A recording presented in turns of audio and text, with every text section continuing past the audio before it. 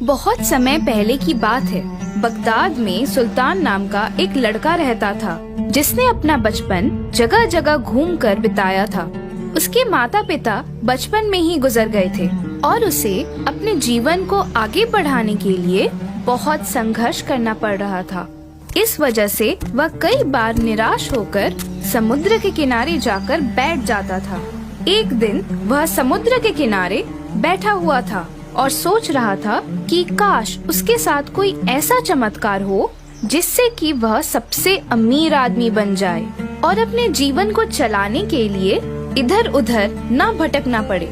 यह सोचकर वह ऊपर वाले से विनती करने लगा और फिर वो चुपचाप वहाँ बैठ गया।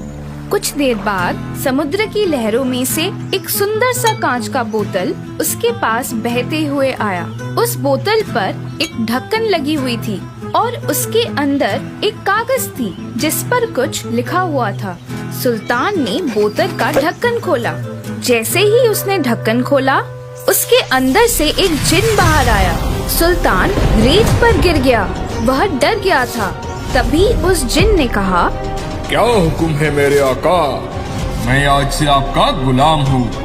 मैं आपका तब तक गुलाम रहूँगा जब तक मैं आपकी 3 ख्वाहिशें पूरी नहीं कर देता। मैं आपकी 3 ख्वाहिशें पूरी कर सकता हूँ।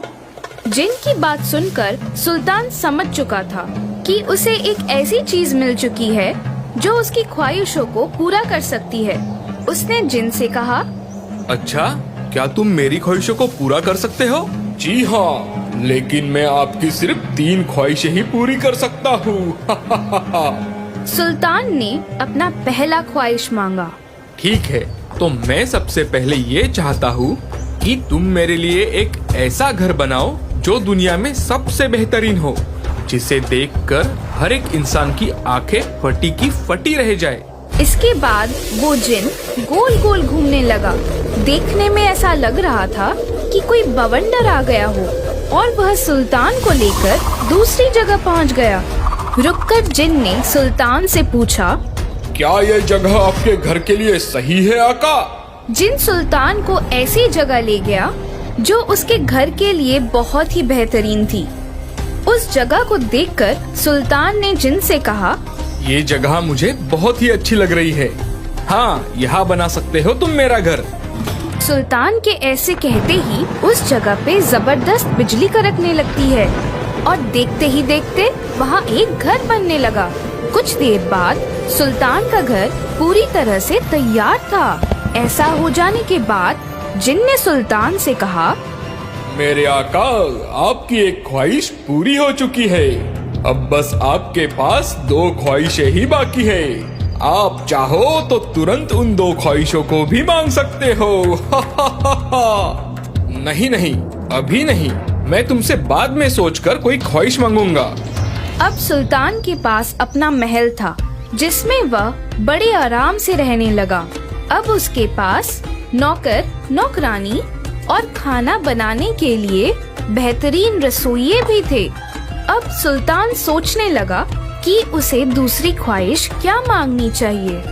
ये सोचकर वो बाजार की ओर चला गया। बाजार में उसने कुछ ऐसे बच्चों को देखा जो भूखे थे और दूसरों से खाना मांग रहे थे। उन बच्चों को देखकर सुल्तान को अपनी बात याद आ गई। एक समय गरीबी में उसे भी इसी तरह रहना पड़ा था, इसीलिए वह उनको देखकर उदास हो गया। वो उनके लिए कुछ करना चाहता था, इसीलिए वो अपने महल गया और जिन से बोला, ए जिन, मैं तुमसे अपनी दूसरी ख्वाहिश मांगना चाहता हूँ। जी, हुक्म करिए मेरे आका। सुल्तान ने अपनी दूसरी ख्वाहिश मांगी। मैं चाहता हूँ कि आज से कोई भी बच्चा भूखा ना रहे। उन्हें कभी भी खाने के लिए दूसरों से कुछ भी ना मांगना पड़े। जिन ने सुल्तान की ख्वाहिश सुनी और उसने उसे पूरा कर दिया। सुल्तान की ख्वाहिश को पूरा करने के बाद जिन ने उससे कहा, मेरे आका, आपकी 2 ख्वाहिशें पूरी हो चुकी है। अब आपके पास सिर्फ और सिर्फ एक ही ख्वाहिश बाकी है। क्या आप उसे अभी पूरा करना चाहते हो? नहीं, मैं अपनी तीसरी ख्वाहिश भी सोचकर ही बताऊंगा। अब सुल्तान खुश था कि अब उसके पास अपना खुद का महल था और बच्चों को अब से भूखा नहीं रहना पड़ता था। कुछ दिनों बाद सुल्तान को इस बात की याद आई कि उसकी तीसरी ख्वाहिश बाकी है, लेकिन वो ये भी सोच रहा था अगर वो तीसरी ख्वाहिश मान लेता है तो उसके बाद क्या होगा? क्या वो जिन चला जाएगा या इसके अलावा कुछ और भी होगा? अब सुल्तान यही सोच रहा था कि इसके आगे क्या होने वाला है। तभी उसे याद आया कि उस कांच की बोतल में एक कागज थी जिस पर कुछ लिखा हुआ था। वह तुरंत अपने बोतल को खोजने लगा। जैसे ही उसे वो बोतल मिली तब उसने उस कागज को बाहर निकाला। उस कागज में लिखा था, कोई भी व्यक्ति इस जिन से 3 ख्वाहिशें मांग सकता है, लेकिन 3 ख्वाहिशें पूरी हो जाने के बाद उस व्यक्ति को सारी जिंदगी इस बोतल में कैद होकर रहना पड़ेगा। इसके बाद वो जिन आजाद हो जाएगा।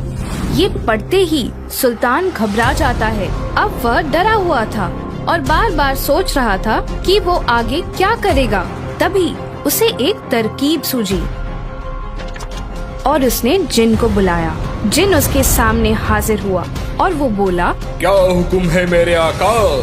ए जिन, मैं अपनी तीसरी ख्वाहिश भी पूरी करना चाहता हूँ। जैसे ही जिन ने यह सुना वो अंदर ही अंदर खुश होने लगा। वो सोच रहा था कि वो हमेशा के लिए आजाद हो जाएगा और उसे बोतल में नहीं रहना पड़ेगा। फिर सुल्तान ने अपनी तीसरी ख्वाहिश मांगी। मेरी तीसरी ख्वाहिश ये है कि अब से तुम सारी जिंदगी मेरे गुलाम रहोगे और मेरे मर जाने के बाद तुम वापस इस बोतल में चले जाओगे।